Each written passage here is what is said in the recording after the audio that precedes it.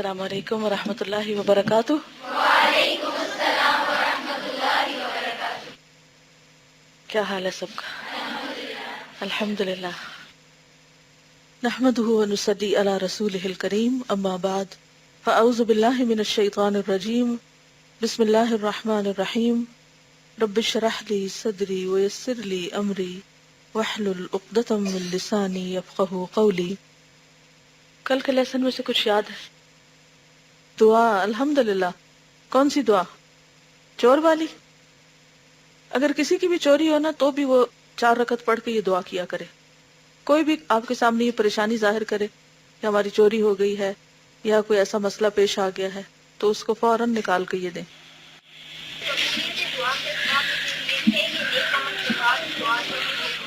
قبولیت دعا کے اسباب میں سے ایک سبب یہ بھی ہے کہ نیک عمل کے بعد دعا قبول ہوتی ہے۔ اختلاف جو ہے وہ کوئی بہت غلط چیز نہیں ہے، ہم سمجھتے ہیں کہ اکثر کوئی بے چینی میں آتا ہے تو ہم تو کہتے ہیں کہ تم بے چین کیوں ہو؟ بالکل، یعنی جب کوئی بے چین ہوتا ہے تو اکثر ہم اس کو کہتے ہیں کہ تم کیوں بے چین ہو، تمہیں بے چین ہونا نہیں چاہیے، صبر کرنا چاہیے۔ تو بات یہ ہے کہ بے چینی کا ہونا تو بالکل ایک فطری سی بات ہے، وہ تو اللہ نے انسان کے اندر رکھ دیا ہے کہ جو چیزیں اس کی مرضی یا نیچر کے خلاف ہوں ان پر اس کا کوئی ری ایکشن ہو۔ لیکن یہی تو ٹیسٹ ہے، اگر یہ ری ایکشن نہ ہوتا پھر تو ہم روبوٹ ہوتے، پھر تو ہمارا کوئی امتحان ہی نہیں تھا۔ تو پھر اس کو چینلائز کرنے کی ضرورت ہے۔ اس موقع پر ہم خوب اللہ کو پکاریں۔ جی آپ فرمائیے۔ جی ہاں، اضطراب کی وجہ سے ہی انسان اللہ کے قریب آتا ہے، اس کی کتاب کے قریب آتا ہے، اور اضطراب کی وجہ سے جو دعا ہوتی ہے وہ عام دعاؤں سے بہت مختلف ہوتی، اور وہ بھی قبولیت کا ذریعہ بنتی، یعنی اضطراب جو ہے وہ قبولیت کا ذریعہ بنتا ہے۔ جی کسی نے ہمیں ہرٹ کیا اور ہمیں اضطراب ہو گیا، اسی وجہ سے اضطراب ہوتا ہے۔ یہ تو بڑے اسباب میں سے ایک سبب ہے۔ تو اضطراب تو ہوگا، کیوں نہ ہو؟ صبر کرنے کے باوجود بھی اضطراب ہوتا ہے، بے چینی ہوتی ہے، لیکن پھر اس وقت انسان ری ایکٹ کس طرح کرے؟ کیا کرے پھر؟ اگر کوئی چھوٹا آپ سے کرے تو آپ کیا کریں گے؟ فوری طور پر اسے بھی مضطرب کر دیں گے۔ لیکن بعض جگہ ایسی ہوتی ہیں کہ جہاں پر آپ ری ایکشن بھی نہیں کر سکتے، اور وہاں ہی اضطراب زیادہ ہوتا ہے۔ جہاں ہم ری ایکٹ کر لیتے ہیں وہاں تو تھوڑی دیر کے بعد ختم ہو جاتا ہے، تو پھر بڑے سہارے کی ضرورت پیش آتی ہے۔ جی آپ فرمائیے۔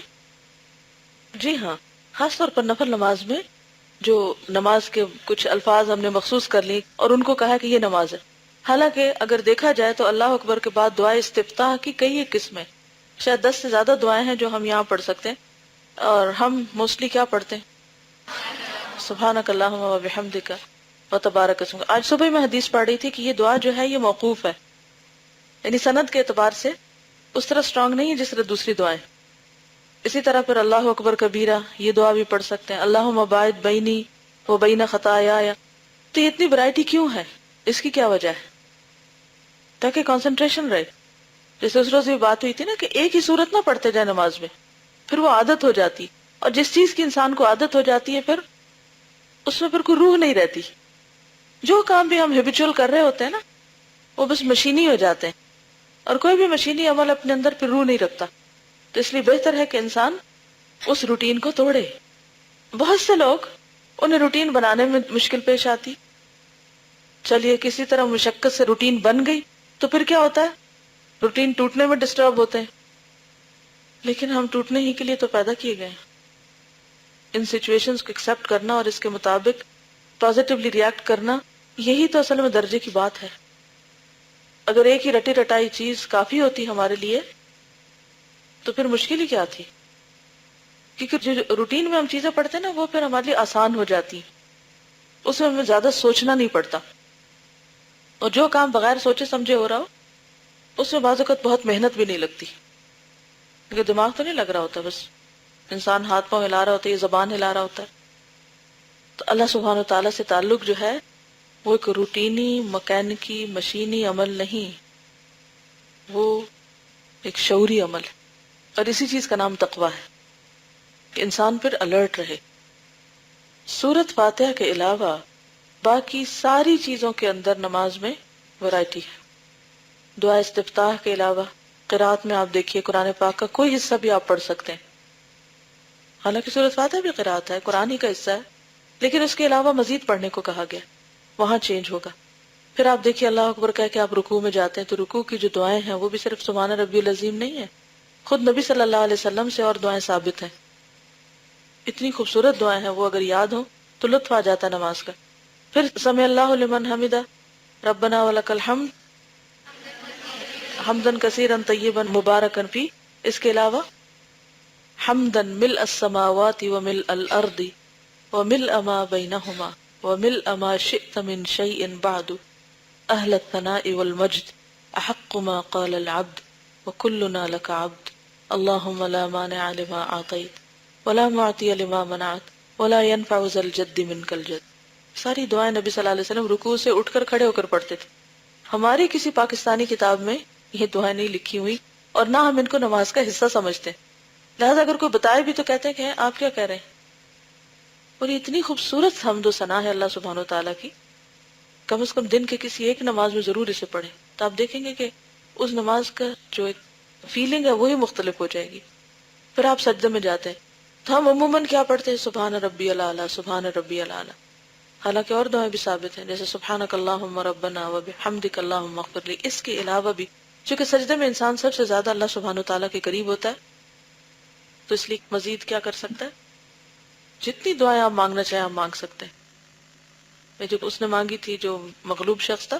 اس کے علاوہ بھی ایک کتاب ہے فقہ السنہ، عربی میں بھی ہے اور انگلش میں بھی، اور اردو ترجمہ بھی ہونا چاہیے، اس میں آپ یہ چیپٹر نکال کے صلاۃ کا دیکھیں اور اس میں یہ جو دعائیں استفتاح اور باقی دعائیں ہیں نماز کی اس میں لکھی ہوئی ہیں کافی۔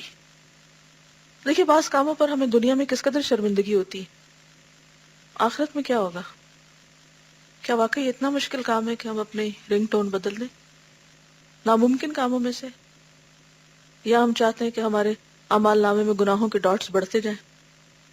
کیونکہ جب تک عمل نہیں بدلے گا برکت نہیں ہوگی علم میں۔ علم کا فائدہ صرف اس وقت ہوتا ہے جب وہ عمل میں ڈھل جائے، ورنہ تو بوجھ ہے۔ ابھی تو ہم سب ایک ہال میں بیٹھے ہیں ایک طرح کی لائنیں بنا کر، اور بعض لوگ ایک جیسے یونیفارم پہن کر۔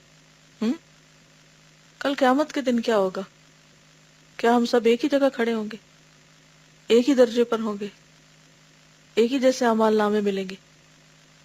فرق ہوگا نا؟ کس بنا پہ فرق ہوگا؟ آگے کون ہوگا؟ جو عمل میں آگے ہوگا، صرف اچھا نہیں، آگے، وہ آگے ہوگا جو عمل میں آگے ہوگا۔ اور پیچھے کون رہ جائے گا؟ جو عمل میں پیچھے ہوگا، جو اخلاص میں پیچھے ہوگا۔ کون سا ایک عمل ایسا ہے جو ہم ہر وقت کر سکتے ہیں؟ ذکر یا ذکر؟ ذکر، ٹھیک ہے۔ نبی صلی اللہ علیہ وسلم صحابہ کے ساتھ ایک سفر پہ جا رہے تھے تو راستے میں ایک پہاڑ آیا تو آپ نے فرمایا ھذا جمدان، پہاڑ کا نام تھا، وسبق المفردون، مفردون آگے بڑھ گئے، بازی لے گئے۔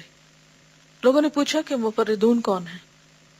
آپ نے فرمایا الذاکرون اللہ کثیرا والذاکرات، کہ وہ لوگ جو کثرت سے اللہ کا ذکر کریں۔ قرآن پاک میں بھی اللہ تعالیٰ فرماتے ہیں وَاذْكُرُوا اللَّهَ كَثِيرًا لَعَلَّكُمْ تُفْلِحُونَ، کثرت سے اللہ کا ذکر کرو تاکہ تم فلاح پاؤ، کامیاب ہو جاؤ۔ اور یہی ایک چیز ایسی ہے کہ جسے شیطان بہت زیادہ بھلواتا ہے۔ وہ کیوں بھلواتا ہے؟ شیطان ذکر کو کیوں بھلواتا ہے؟ کیونکہ اسے دور جانا پڑتا ہے، اسے قریب آنے کا موقع نہیں ملتا، تو سب سے زیادہ وہ اس سے گھبراتا ہے، سب سے زیادہ اس سے پریشان ہوتا ہے کہ لوگ ذکر میں نہ لگے، فضول باتوں میں لگے رہیں ادھر ادھر کی، تاکہ میں ان پہ حاوی رہوں، میرا پلہ بھاری رہے۔ تو کون ہے وہ؟ شیطان، کھلا دشمن، یس، کھلا دشمن۔ اچھا، انسانوں میں سے کوئی ہے دشمن آپ کا؟ کسی کے ساتھ کوئی نہ بنتی ہو آپ کی، کسی کے ساتھ کوئی کمپٹیشن ہو، کوئی مقابلہ ہو، ہے کوئی ایسا؟ کسی کے ساتھ کوئی آپ کی کولڈ وار ہو؟ ہاں، تو بڑے اچھے لوگ ہیں، بڑے نیک اور پاک قسم کے دل رکھنے والے، کہ کسی کے لیے دل میں کچھ ہے ہی نہیں، الحمدللہ۔ پھر تو یہ سبق اور نصیحتیں آپ کے لیے ہے ہی نہیں۔ ٹٹولی اپنے دل کو، کوئی نیچے دبا بیٹھا ہو، کوئی چھپا ہوا ہو، ہوتا ہے نا کوئی، بعض اوقات بہن بھائیوں میں سے ہوتا ہے، بعض اوقات آس پاس کے لوگوں میں سے، کلیگز میں سے. تو جس شخص کے ساتھ بھی آپ کا مقابلہ ہو، کبھی آپ یہ چاہیں گے کہ وہ آپ سے آگے نکلے؟ تو شیطان انسان سے مقابلے پر ہے. تو اب یہ آپ پر ہے کہ اسے آگے نکلنے دیں یا آپ خود نکلیں. جب آپ ذکر کرتے ہیں، اللہ کی طرف مائل ہوتے ہیں، تو آپ آگے نکل جاتے ہیں، اور اگر آپ غافل ہوتے ہیں تو وہ آگے نکل جاتا ہے، اور پھر وہ حاوی ہونے کی کوشش کرتا ہے، وہ ٹھکانہ بنا لیتا ہے ہر جگہ. تو جب بھی شیطان کا خیال آئے تو اس کو امیجن کیا کریں کس شکل میں؟ دشمن کی شکل میں. ایسا دشمن جو بڑا ہی بے رحم ہے، بے رحم. اور امیجن کریں کہ کبھی کسی بے رحم انسان سے آپ کا واسطہ اگر پڑا ہو تو آپ کا حال کیا ہو. کبھی ایسا ہوا کسی کے ساتھ؟ کوئی اپنا واقعہ شیئر کرے گا کہ کسی بے رحم کے ساتھ آپ کا واسطہ پڑا ہو؟ چلیے، اگر آپ کا براہ راست واسطہ نہ پڑا ہو تو آپ اخباروں میں تو روز ہی پڑھتے ہیں کہ کس طرح لوگ بچوں کو اغوا کر لیتے ہیں، کس طرح بعض اوقات ان کو مار بھی ڈالتے ہیں. اخبار تو بین ہے نا آپ پر، حرام ہے. صرف مین ہیڈنگز ہی دیکھ لیا کریں. آپ کو معلوم ہے یہاں پر کیا ہوا ہے؟ گریڈ 9 کے ایک بچے کو کسی نے اغوا کیا، اور جب انہیں پتا چلا کہ بچہ ہمیں جانتا ہے، یہ ہمیں پہچان گیا ہے، تو انہوں نے اسے مار کے شاید نالے میں یا نارنگ کون سی جگہ وہاں پر پھینک دیا. اور وہ والد سے 30 لاکھ روپے کا مطالبہ کر رہے تھے، تاوان. 7 بہنوں کا ایک بھائی تھا وہ، اور وہ جاننے والے تھے، وہ جانتے تھے کون بچہ ہے، کس کا بچہ ہے. تو بے رحمی ہے نا یہ. تو ایسی بے رحمی کے واقعات آپ بار بار پڑھتے رہتے ہیں. تو جب شیطان کا خیال آئے تو آپ یہی سوچا کریں کہ ایسا ہی بے رحم میرے پیچھے ہے یہ، جو کیا چاہتا ہے میرا سب کچھ برباد ہو جائے، کچھ بھی نہ باقی رہے میرے پاس. تو اس کو تو میں نے دور بھگانا ہی. دیکھیے، ایک مکھی بھی بیٹھتی ہے نا ہمارے ہاتھ پہ یا کہیں جسم پہ، تو ہم کیا کرتے ہیں؟ فوراً اڑاتے ہیں یا نہیں؟ اچھا، کون نہیں اڑاتا مکھی کو؟ آپ نے دیکھو کہ کچھ لوگ مکھی نہیں اڑاتے. وہ کون ہوتے ہیں؟ بے حس. کوئی فرق نہیں پڑتا مکھی کاٹ رہی ہے، کیا کر رہی ہے، کوئی اثر ہی نہیں ہوتا. تو ایسی بے حسی سے بچنا چاہیے کہ دشمن ہم پہ حملہ آور ہو رہا ہو اور وہ ہمیں کاٹ رہا ہو، اور وہ ہمارے دلوں میں وسوسے ڈال رہا ہو اللہ کے خلاف، رسولوں کے خلاف، قرآن کے خلاف، شکوک و شبہات پیدا کر رہا ہو، اور ہم ٹس سے مس نہ ہوئے اور کوئی اس کا علاج نہ سوچے. تو اس لیے بے حد ضروری ہے کہ ہم اپنے دشمن سے ہر دم چوکنا رہیں. اصل بات یہ کہ ہمارے دلوں میں شیطان کی نفرت بیٹھی نہیں، ہم نے اس کو صرف ایک جوک کے طور پر لیا ہوا ہے. جیسے کوئی مذاق ہوتا ہے نا، یعنی جب بھی کوئی شیطان کی بات کرتا ہے تو ہم اسے سیریس نہیں لیتے. کیسے لیتے؟ بہت لائٹلی. اپنے دل میں جھانک کر دیکھے کہ اس کی کتنی نفرت یا بغض یا عداوت ہے آپ کے دل میں. کیا اتنی جتنی وہ آپ سے رکھتا ہے؟ وہ ہے نا آپ سے جیلس یا نہیں؟ وہ آپ سے جیلس بھی ہے، وہ آپ سے نفرت بھی کرتا ہے، وہ آپ کا دشمن بھی ہے، وہ آپ سے بغض بھی رکھتا ہے. اور اللہ تعالیٰ کہتے ہیں کہ وہ تمہارا دشمن ہے، فاتخذوہ عدوا. اسے دشمن سمجھو، اسے دشمن بناؤ. لیکن کیا اللہ کے اس حکم پر ہم نے عمل کیا؟ بنایا ہی نہیں، اس کو سمجھا ہی نہیں. اور اس کے برعکس ہمارا سارا غصہ، ہمارا سارا وبال کس کے خلاف ہوتا ہے؟ انسانوں کے، ایک دوسرے کے. بعض اوقات اپنے قریبی عزیزی پیاروں کے خلاف ہوتا ہے سب کچھ. انہی کی بیٹھ کے غیبت شروع کر دیتے. حیرت نہیں ہوتی جب مائیں بچوں کی غیبت کر رہی ہوتی ہے نا، جب بہنیں بہنوں کی کر رہی ہوتی ہیں، جب بیویاں شوہر کی یا شوہر بیویوں کی کر رہے ہوتے ہیں. حالانکہ یہ رشتے کون سے رشتے ہیں؟ کون سے رشتے؟ عداوت کے رشتے ہیں، پیار کے رشتے ہیں، محبت کے رشتے ہیں، قریبی رشتے ہیں. لیکن شیطان کیسے کام کرتا ہے؟ انہی کا دشمن بنا دیتا ہے تاکہ ہماری دشمنی اس کی طرف نہ جائے، اپنوں کی طرف چلی جائے. اور کس قدر نقصان میں ہے وہ انسان کہ جس کو اپنوں پر بھی اعتماد نہیں، اپنوں پر بھی ٹرسٹ نہیں، وہاں محبت نہیں جہاں ہونی چاہیے، یا وہاں سے محبت نہیں ملتی جہاں سے ملنی چاہیے. یہ کس قدر دکھ اور افسوس کی بات ہے. یہ سب کیسے ہوتا ہے؟ کون کس جال میں پھانسے ہوئے ہوتا ہے؟ شیطان. کہ جو اپنے خون کے رشتوں کا بھی دشمن بنا دیتا ہے انسان کو. تو ہمیں اپنی ان ساری انرجیز کو، ایموشنز کو، ان سب چیزوں کو چینلائز کرنا ہے. یہی دراصل ہمارا امتحان ہے، اور اسی کے لیے ہمیں جد و جہد کرنی، تگ و دو کرنی. تو آج کا کرنے کا کام کیا ہوا پھر؟ اپنی دشمنیوں کا رخ شیطان کی طرف موڑ دینا ہے، اپنی نفرتوں اور عداوتوں کا رخ شیطان کی طرف موڑ دینا ہے.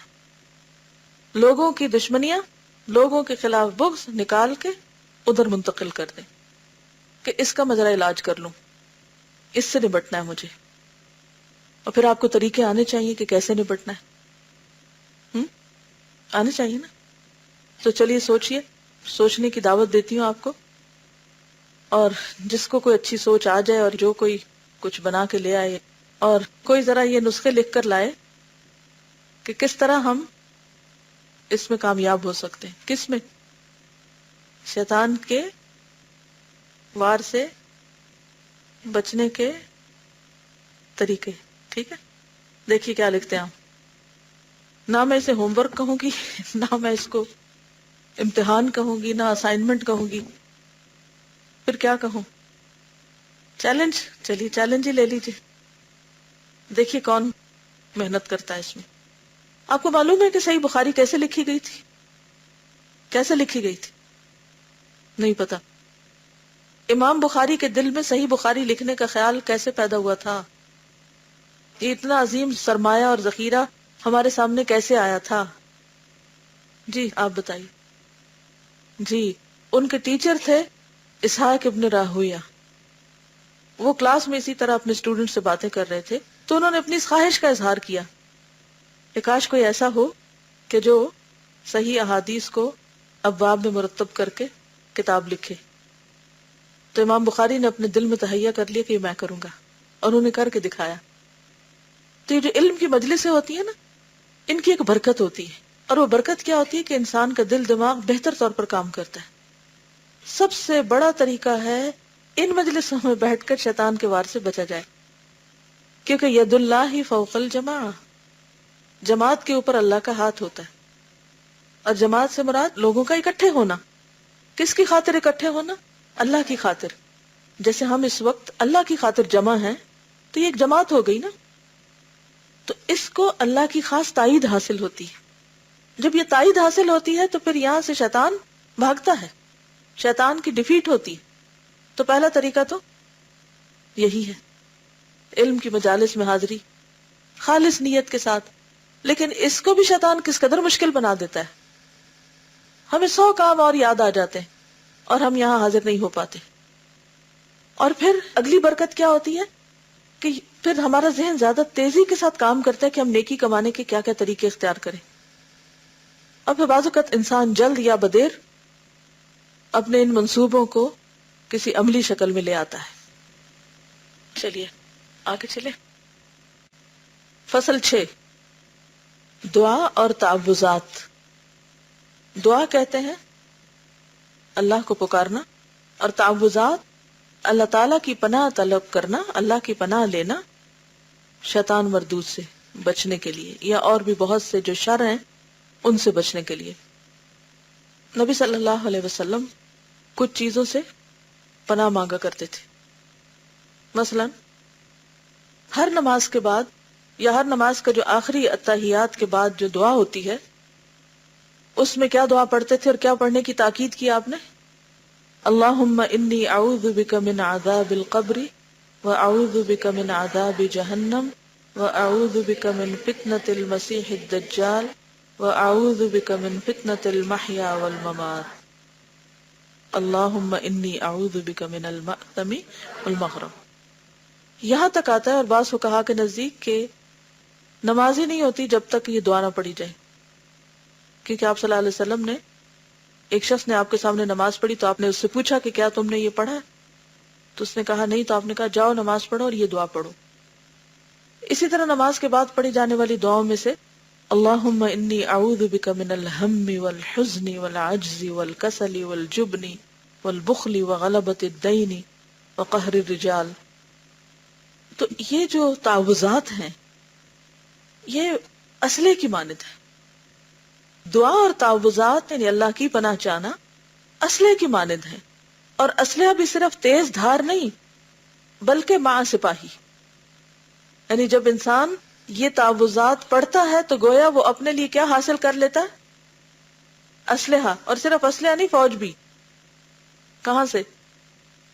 جی ہاں، خنجر اور تلوار تیز دھار ہوں اور ان میں کوئی نقص نہ ہو، نیز بازو بھی قوی اور مضبوط ہوں گے اور کوئی رکاوٹ بھی نہ ہوگی، تو اس سے دشمن کا کام ضرور تمام ہوگا.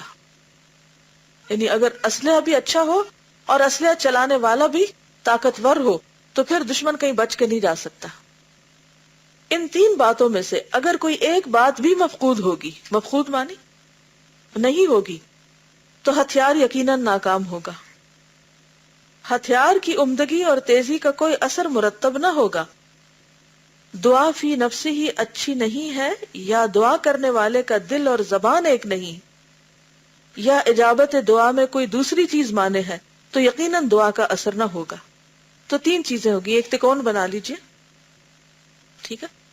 نمبر 1، دعا فی نفسی ہی اچھی ہو، الفاظ اچھے ہوں. نمبر 2، پوری توجہ سے مانگی، یعنی دل اور زبان ایک ہو، غفلت نہ ہو، اضطراب ہو. اور نمبر 3، کوئی اور رکاوٹ نہ ہو. کون سی رکاوٹ؟ مثلا رزق حرام نہ ہو اور جائز دعا ہو. اگر آپ یہ ٹرائنگل بنا کے اور یہ تین چیزیں لکھ کے کہیں لگا لیں تو اس سے کیا فائدہ ہوگا؟ یاد دہانی ہوگی. اور کبھی بھی آپ کو یہ ڈسپریشن ہو یا آپ مایوس ہونے لگے کہ میری دعا نہیں سنی جاتی تو فوراً سوچیں کہ کیا یہ میں نے 3 شرائط پوری کر دی. وآخر دعوانا ان الحمد للہ رب العالمین. سبحانک اللہم و بحمدک نشہد ان لا الہ الا انت نستغفرک و نتوب الیک. السلام علیکم و رحمۃ اللہ وبرکاتہ.